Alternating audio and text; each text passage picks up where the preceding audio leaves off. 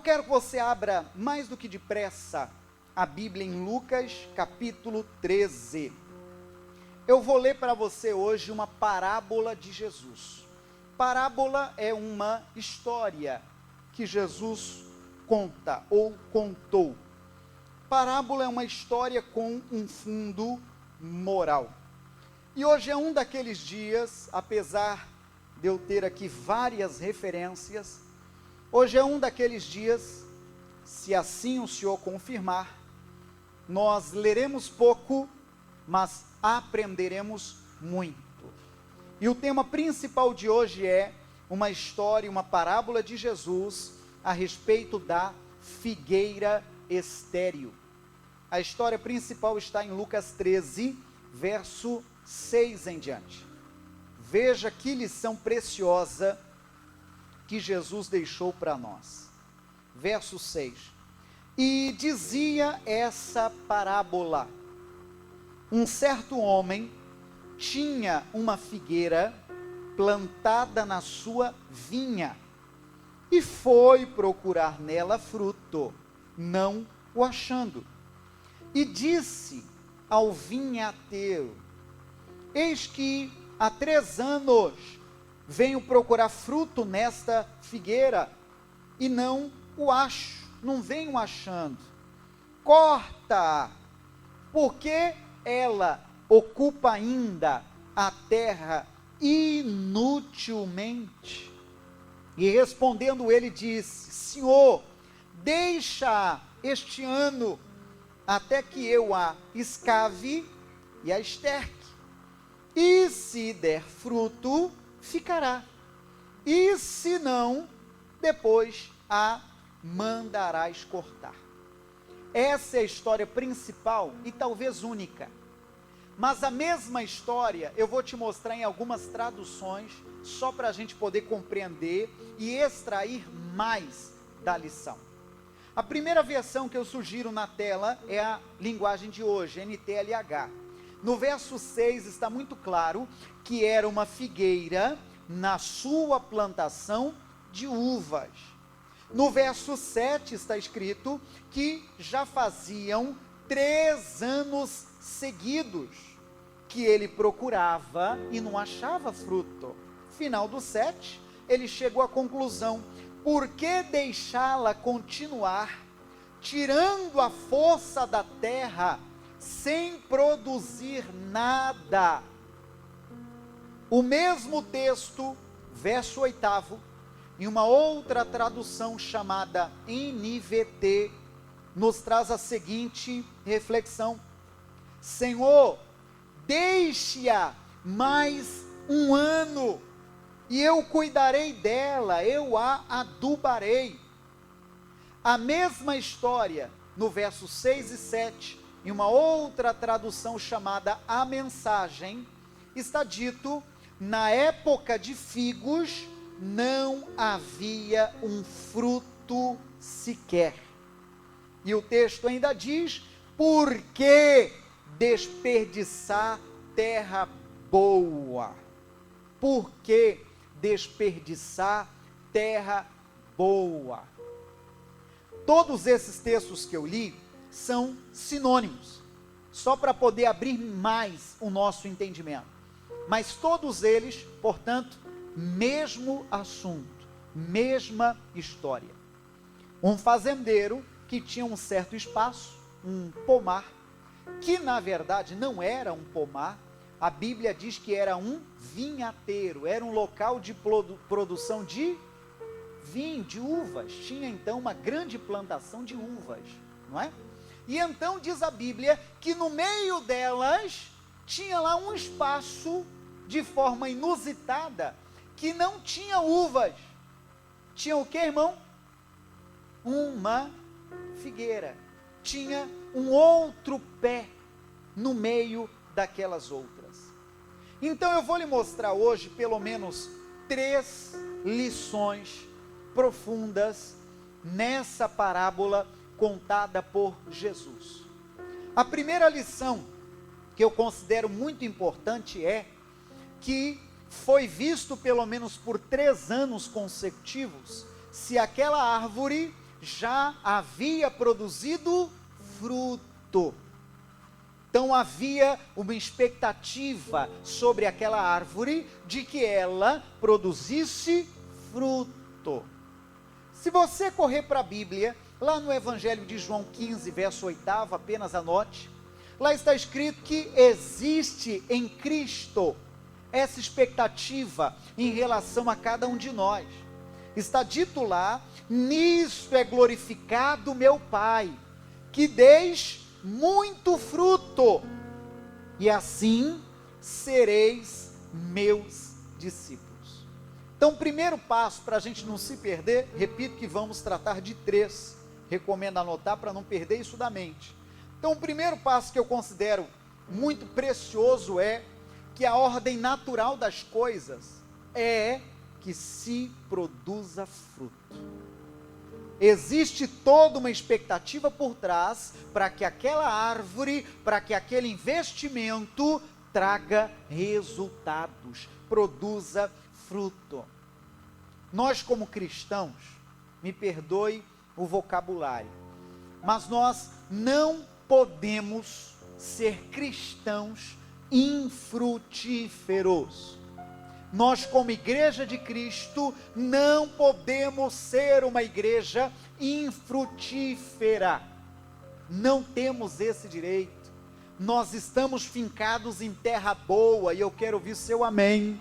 E essa terra, eu não estou falando Blumenau ou os arredores, que é terra boa, mas não é isso que eu estou falando. Nós estamos na videira verdadeira. E todo aquele que está na videira verdadeira, ou seja, que está enxertado em Cristo, este obrigatoriamente precisa produzir frutos. Tem que produzir.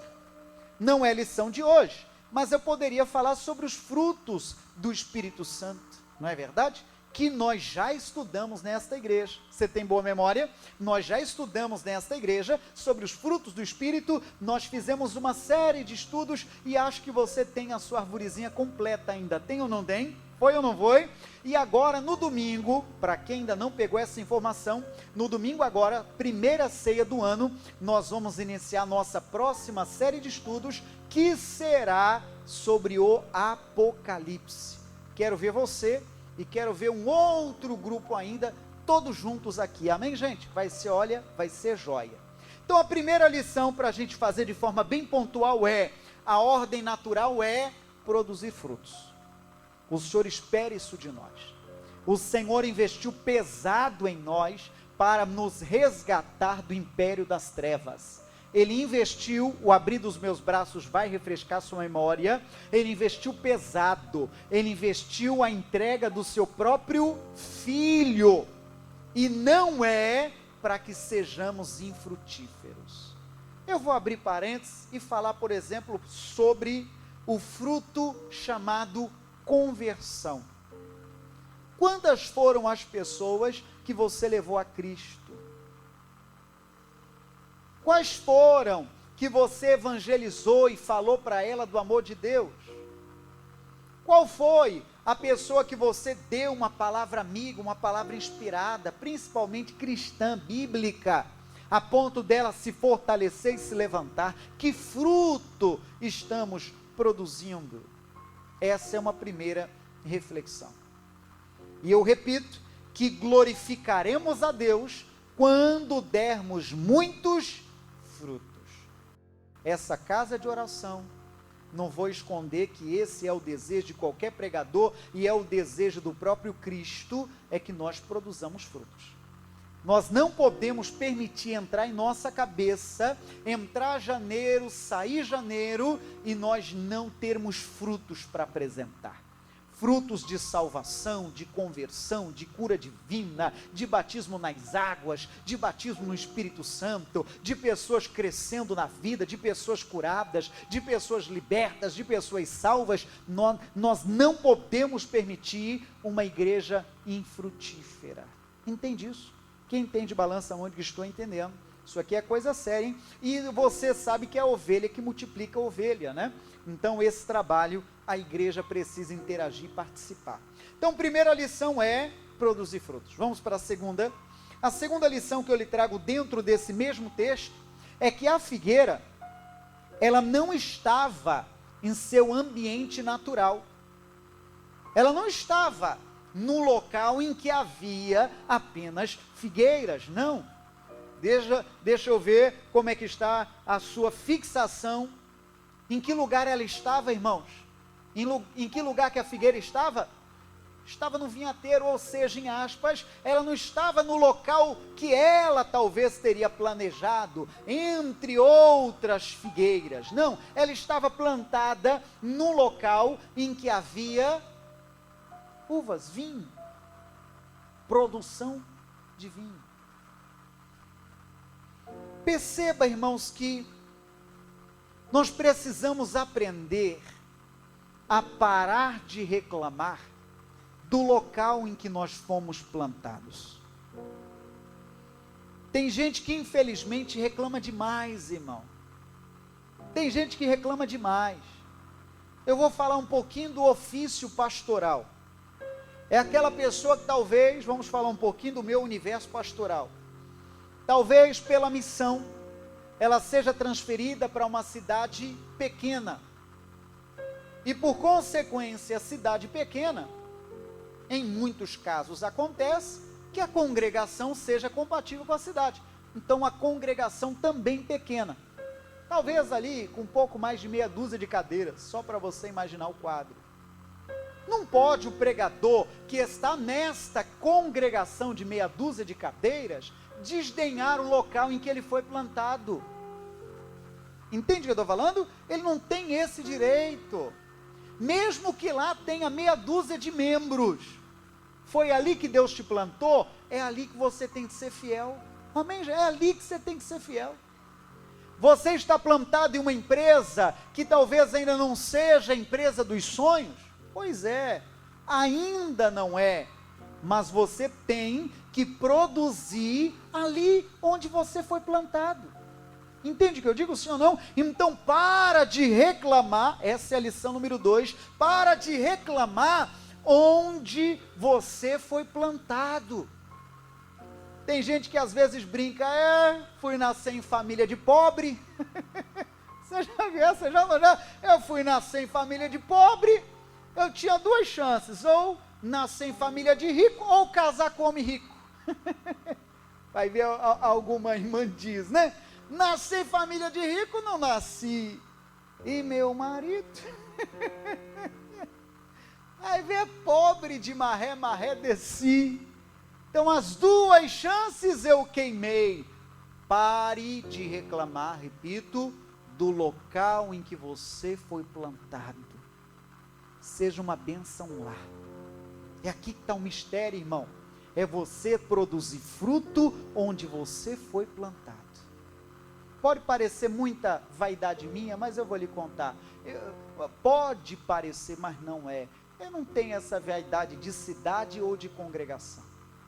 Eu lembro como hoje, no meu período em que eu estava apresentador lá na televisão do Rio de Janeiro, recebi a oportunidade de apresentar um programa em rede nacional, glorifica a Deus por essa oportunidade até hoje, mas chegou um certo ponto em que abri o coração com a equipe de pastores, inclusive com o próprio missionário, falei, olha, muito obrigado pela oportunidade dos programas de TV, mas gostaria que os senhores soubessem que no meu coração ainda arde o desejo de pastorear.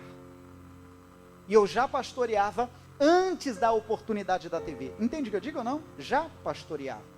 E naquele tempo de TV, a minha igreja se tornou então os programas de TV. E ali eu pregava, orava, fazia as missões, viajava. Foi um período muito abençoado, não tenho o que reclamar. E dali Deus me deu oportunidade. Nem sabia o local. Primeiro tinha dito, pois vou te enviar para uma missão. Nem sabia o tamanho da missão. E Deus me deu graça, dali, pastorear uma igreja com mais de 1000 poltronas. Você entendeu? Estou falando sim ou não? Por que eu estou lhe contando isso? Para lhe contar que não havia vaidade. Se tivesse 20 poltronas, teria ido. Entende o que eu digo? Se tivesse meia dúzia de poltronas, eu teria ido. Se não houvesse o ar, fosse lá o famoso ventilador, eu teria ido. Então, voltando à lição, para não fazer curva, não reclame de onde você foi plantado. Onde você foi plantado, produza fruto. Você entende o que eu estou falando? Produza fruto. Se supere. Ah, pastor, onde eu fui plantado, olha, subestima minha inteligência. Eu posso mais. Meus parabéns. Se supere. Você entende a lição, não? Se supere. Se supere. Essa é a segunda lição. Vejamos se você vai gravando. Eu faço essas pausas de propósito, porque eu não quero que ninguém fique para trás. Primeira lição, qual é, irmão? Qual é a primeira lição? Produzir fruto. Isso aí é uma ordem. Jesus quer que produzamos frutos. Se você é um crente estéril, tu vai levar um puxão de orelha de Cristo. Ah, Senhor, olha, trilhei minha vida, foi uma bênção. Tá certo, ok, muito bom, obrigado. Me mostra os frutos. Vai levar um puxão de orelha de Jesus dos grandes. E se ele perguntar, teu pastor não ensinou isso? Se eu estiver do lado, eu falo, eu ensinei sim, senhor. Ensinei sim, senhor. Pode puxar aí nos registros celestiais. Pode puxar aí, inclusive, o dia 6 de janeiro de 2021, por volta de 8h30 da noite. Pode puxar nos registros aí, que isso aí era falado, sim, senhor. Quem entende, balança a mão, porque eu estou entendendo. É coisa séria, irmão, coisa séria. Segunda lição, vamos ver qual é a segunda lição? Pare de reclamar onde você foi plantado. Ali onde você foi, seja uma bênção. Amém. Ali onde você foi plantado, seja uma bênção. E um terceiro ponto que eu ainda extraio dessa lição que a gente já leu, é a paciência de esperar mais um ano. Quantas vezes foi procurado fruto naquela árvore, naquela figueira, irmão? Ao longo, de 3 anos. Foi procurado no primeiro ano, nada. Foi procurado no segundo ano, nada. Foi procurado no terceiro ano, nada. A decisão já era, corta isso aí. Você viu a expressão que a Bíblia usa? Está ocupando espaço inutilmente. É pesado isso aqui, irmão. Vamos trazer isso aqui para a vida agora, pessoal. Alguém que está ocupando espaço. É um namorado que não leva a moça a sério? Me perdoe, moça, mas esse rapaz está ocupando espaço inutilmente. Vai ver, ele não te leva a sério para um dia te levar para o altar. Entende o que eu estou falando? Está ocupando um espaço inutilmente. E a mesma coisa, rapaz, não fica nessa de, mas se terminar não vai ter mais ninguém que vai querer ficar comigo. Para de besteira. Para de besteira. Mas voltando à terceira lição, é a paciência de esperar mais um ano. Aí aqui eu aproveito que hoje é o culto da família para tratar um pouco mais sobre isso. Paciência de esperar um pouco mais. Vamos trocar a palavra paciência por tolerância. O quanto somos, irmãos, tolerantes? Não vimos fruto ainda, não vimos resultado ainda. O quanto somos tolerantes? O quanto somos pacientes? É o casal que não está bem. Um dos dois está em oração, clamando ao Senhor pela restauração do lar e do casamento. O quão pacientes somos, ou essa pessoa é, para acreditar que aquela pessoa produzirá fruto. Você entende? Traduzindo um pouco mais, o quanto mais resistiremos até o fruto aparecer. Porque, irmão, infelizmente tem gente que já desistiu. Quando ela bate o olho e não vê fruto, entende o que eu estou falando? Quando ela bate o olho e não vê resultado, desanima. É aquele sentimento de eu tentei, mas não deu certo. Você entende? 3 anos tentando. Quero mais saber. Não vou tentar mais. O livro sagrado diz que foi tentado mais um ano. Para o nosso caso, mais uma vez. Sobre o que seria tentar mais uma vez? Sobre o que seria não desistir? Seria um tiro de misericórdia. Seria não se entregar. Seria perseverar. E é esse o assunto último que eu quero trazer na nossa lição de hoje. Na expressão bíblica, isso significaria misericórdia. Já foi procurado por 3 anos e nada encontrou, teria direito de dizer, não quero mais saber, corta isso aí e deixa o terreno vazio, que eu coloco outra coisa em cima. Teria direito para agir assim. O casal talvez que já estão aí se arrastando por algum tempo, teria direito de dizer, não te quero mais. Entende o que eu estou falando? O filho rebelde, o filho que talvez está vendendo as coisas de casa por coisa qualquer na rua, drogas, quem sabe, teria você de direito de dizer, não entra mais, tudo que eu tinha você já, entende? Mas até onde nós seremos misericordiosos? Até onde nós perseveraremos? Até onde nós continuaremos acreditando na geração de frutos? Eu abro parênteses, em caso de traição, por exemplo, a lei de Moisés permite o divórcio. Entende? Permite o divórcio. A pessoa foi traída, não foi honrada uma aliança, e a Bíblia diz que por causa da dureza do coração, que se lhe dê a carta de desquite, o divórcio, em razão da dureza do coração. Ou seja, teria o direito a pessoa de dizer, eu fui traída, então não quero mais, agora eu vou viver minha vida, e se lá adiante houver oportunidade, quem sabe contrair até um novo matrimônio. Mas eu pergunto, essa graça de esperar mais um ano, essa graça de lutar um pouquinho mais, será que temos? Sabe o que a Bíblia diz, irmão? Provérbios 28, verso 13, abra lá por gentileza. Agora eu estou falando um pouco mais sobre misericórdia, tiro de misericórdia, não desistir das pessoas. Mas ela ainda não produziu fruto, ela ainda não mudou, ela ainda não muda. Será que temos essa ousadia de insistir um pouquinho mais e acreditar de que as pessoas poderão mudar?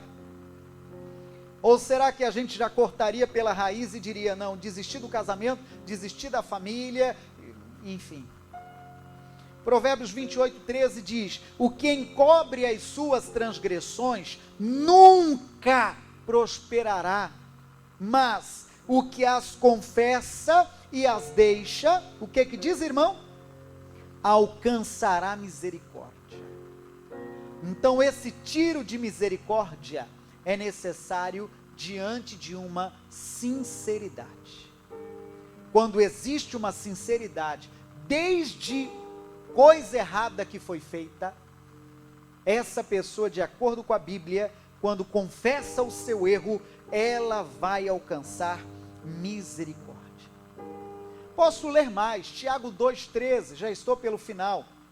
Em Tiago 2,13 está escrito que o juízo será sem misericórdia sobre aquele que não fez misericórdia. Então a Bíblia está dizendo que quem não agir com misericórdia, também vai chegar uma hora que ela também não será agraciada por misericórdia. Eu ainda posso te falar sobre Mateus 5,7, pega a nota que eu vou citando para terminar já. Mateus 5 foi o primeiro sermão de Jesus. E o versículo 7 ele diz: bem-aventurados os misericordiosos, porque eles, o que é que diz? Acompanha pela tela: alcançarão misericórdia. Então, quando você é tolerante, você lá adiante vai ter, em aspas, crédito, e alguém também será tolerante com você. Amém, gente?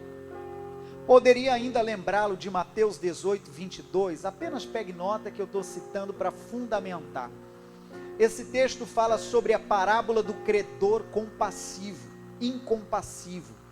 Diz a Bíblia no verso 24, que alguém devia 10.000 talentos e foi perdoado. Lembra dessa história de Jesus? Devia 10.000 talentos e foi perdoado. Ele tinha alguém que o devia 100 dinheiros, só para fazer no real, 10.000 reais e 100 reais. Ele foi perdoado 10.000. Tinha alguém que devia a ele 100 pila, 100 reais. Ele foi perdoado e não perdoou. Esse texto diz que assim será conosco no grande dia, se nós não perdoarmos também o nosso semelhante, não formos misericordiosos, porque o Pai nos perdoou. Quem entende isso, diga: estou entendendo. Isso é seríssimo, irmão, seríssimo. Poderia lhe mostrar mais. Último texto dessa noite, Efésios 2:4. Vamos completar lendo lá? Efésios 2:4. Mas Deus, que é riquíssimo em misericórdia, pelo seu muito amor com que nos amou. Aí vai seguindo para outro assunto os versos. Olha o que o verso diz: que o Senhor, Ele é riquíssimo em que, irmão? Misericórdia. Fecha a Bíblia ali adiante. O tema misericórdia, se eu pudesse, ou o Espírito assim o iluminasse, eu poderia te mostrar vários e vários textos só sobre o assunto misericórdia. Então, a última lição que falei lá atrás é de que aquela figueira não produzia frutos ao longo de quanto tempo? 3 anos. Teria direito de cortar, irmão? Será que qualquer agricultor esperaria 3 anos? Hein? Será que qualquer agricultor esperaria 3 anos? Não sei. Eu acho que não. Mas foi dito: espera mais um. Talvez eu fale com alguém que está com crise no casamento. Espera mais um. Nem sei se é 1 ano, mas dando aquele gás, entende? De acreditar, de confiar que a pessoa pode mudar. Amém, gente? E não só pode mudar porque ela vai ficar boazinha, não. Não, eu falo é pela ação do Espírito Santo de Deus. Palavra de Deus para nós. Quem compreende, aplauda Cristo bem forte. E aleluia. Deus a Ele pertence e Ele é riquíssimo em misericórdia. Talvez esse texto já vale a noite. Será que a gente é misericordioso também, irmão? Ou será que a gente é daqueles assim que fica guardando, sabe? Quando alguém pisa na bola, a gente fica guardando, está lá escrito na caderneta. Era uma noite fria de janeiro. Fria é meio difícil, uma noite quente de janeiro. Está lá escrito, eu estou lembrando, a obreira falou assim comigo, parece que o nome dela é Kátia, olha, eu pus ela, e tem 2 ali, eu estou lembrando, eu queria levar uma Bíblia de presente, e a obreira Kátia falou, é 100 pila, eu estou lembrando dela, estou dando exemplo, né? O obreiro Paulo, eu falei para ele, eu achei que era para pôr uma fichinha lá e pedir música, ele falou, puxa, não está repertório de hoje. Para você entender, será que nós somos misericordiosos, irmão? Ou será que a gente guarda? Entende a lição? Ou será que a gente guarda? Palavra de Deus para nós. inclusive casais. Não guarda não, irmão. Hora ou outra, quando estou tratando sobre casais, eu gosto de citar a própria aliança. Todo mundo aqui que mexe com aliança ou prata sabe que por mais brilhosa que esteja a sua aliança, a qualquer tempo, mesmo você que casou de pouco tempo, se você tirar a prata ou a aliança, ouro, e passar com algodão lá um determinado produto limpa prata, você verá que sairá uma sujeira que você não faz nem ideia que estava ali. Você já fez essa experiência? Já fez ou não? Você passa lá um produto, não estou nem falando o nome do produto, que a ideia não é fazer a propaganda, mas qualquer limpa prata, quando você passa ali, o algodão fica preto, de toda uma sujeira que estava ali, encracada e escondida. Então eu pego esse texto emprestado para te falar. Será que nós estamos agindo com misericórdia? Ou será que a gente fica guardando essas manchas ao longo do tempo? Entende o que estamos falando? Palavra de Deus para nós. Amém, gente? Se o coração está sujo, irmão, aproveita essa noite limpa. Seja com o cônjuge, seja com o obreiro, aliviei para o obreiro agora, né? Seja com o pastor, alivia, lava o coração, não leva bagagem ruim para esse ano não, irmão, não leva não, amém? Não leva não, que isso aí atrasa a vida da gente, amém? Palavra de Deus para nós.